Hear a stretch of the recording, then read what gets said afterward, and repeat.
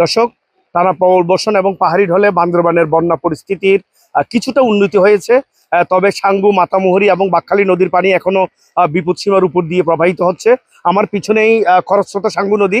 এখনো এই নদীর পানি বান্দরবানের বিভিন্ন জায়গায় প্রবেশ করায় শহরের নিম্নাঞ্চল প্লাবিত হয়েছে এবং প্রায় অর্ধ লক্ষাধিক মানুষ এখনো এই পানিবন্দী রয়েছে এবং সেই সাথে বান্দরবানের শহরের প্রায় 1/3 এলাকা এখনো পানির নিচে এবং সেই সাথে যে আশ্রয় কেন্দ্রগুলো রয়েছে সেখানে 4000-এরও বেশি মানুষ এখনো আশ্রয় নিয়েছে এবং সেই সাথে বান্দরবানের যে বন্যা দুর্গত এলাকাগুলো রয়েছে সেখানে বিশুদ্ধ পানির সংকট এবং খাবার সংকট দেখা দিয়েছে।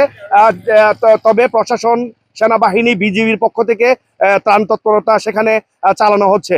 একটি বিষয় আমি জানিয়ে রাখি, এখনো বান্দরবানের সাথে সারা দেশে সড়ক যোগাযোগ বন্ধ রয়েছে এবং সেই সাথে যে রাঙ্গামাটির একটি সড়কে একটি ব্রিজ ভেঙে যাওয়ায় সেখানেও রাঙ্গামাটির সাথে কাপ্তাইয়ের সাথে সড়ক যোগাযোগ বন্ধ রয়েছে এবং সেই সাথে বান্দরবানের রোয়াংছড়ি, লামা আলীকদম সড়ক যোগাযোগ এখনো স্বাভাবিক, সেখানে যান চলাচল স্বাভাবিক হয়নি।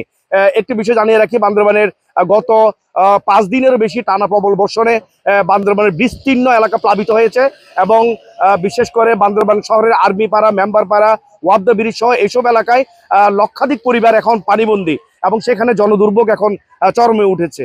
এটি ছিল বান্দরবানের বন্যা পরিস্থিতির সর্বশেষ তথ্য। মিনারুল হক, এটিএন বাংলা, বান্দরবান।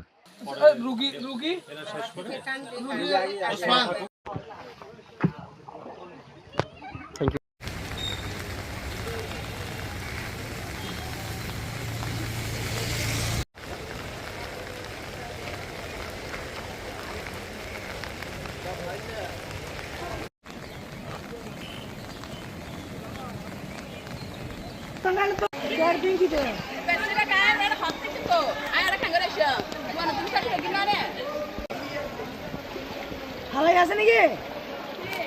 হালাই আছে?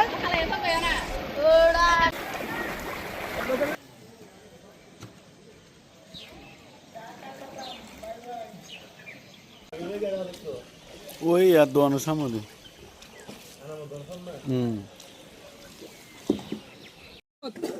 জিনিসই একটু দোষা একটু ভালো করতে হবে যতদিনের ইয়েগুলা